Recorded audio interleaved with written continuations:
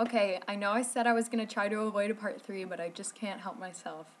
I really wanted to tell you guys about a witness talk that we got to receive by men at a rehabilitation center in Medjugorje. It's called Chinokolo, I think, is how it's pronounced.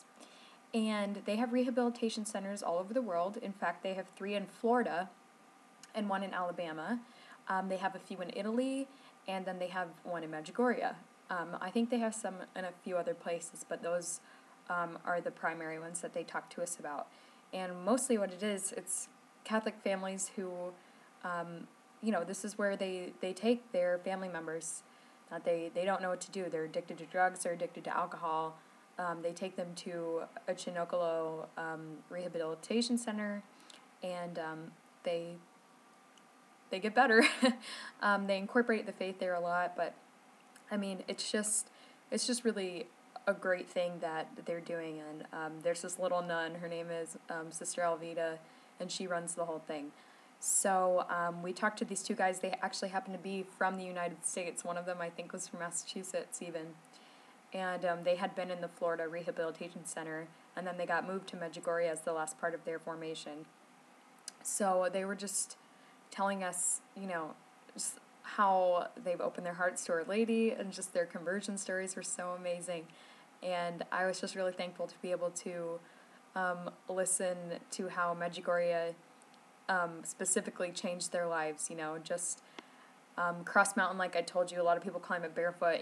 They'll climb it barefoot every weekend, just in reparation for the things they've done, and just how sorry they are, what they've done to their friends and family through their addictions. And it's really sad, but it's really powerful. You can tell that they're coming out stronger and better people than they could have ever been, And so something really sweet, just a cute little story that I wanted to share with you guys. All of them speak Italian, for the most part, I mean. The ones in the United States, I guess not. But in Medjugorje, and especially in Italy, Sister Alvida, who runs all of these clinics, is Italian, so they all speak Italian. And some of the men, it's almost like monastic life. Like they live in this center and they don't really go out, of their center.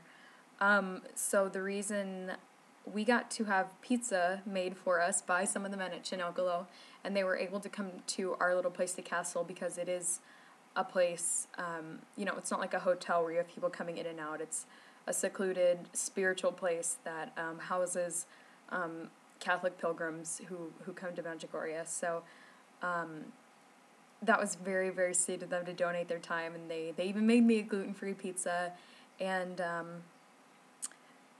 Nancy, the lady who was housing us, she was like, we should go sing them a song. Why don't we sing them Refiner's Fire? Because that's where they're at. They're in, they're refining themselves, they're refining their lives.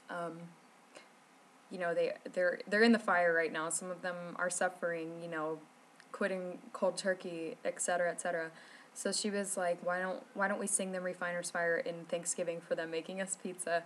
So she was our translator. She explained to them what the song meant, and then we sang it for them. And like these big burly men were like on the verge of tears and like hugging us and thanking us and shaking our hands, and it was just a really beautiful thing. So I just wanted to share that story with you all really fast, just for any of you who care to listen. But keep the men at Chinokolo in your prayers. They're really trying hard to turn their lives around, and I really believe that they can do it with our prayers for their conversion and with our prayers for their perseverance. So if you wouldn't mind taking that prayer intention with you next time you go to Mass or wherever, that would be great.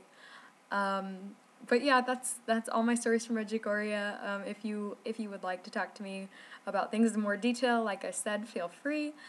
You can send me a message, and you can also go to the website that I mentioned before. I think it's just www.medjugorje.ws, I want to say.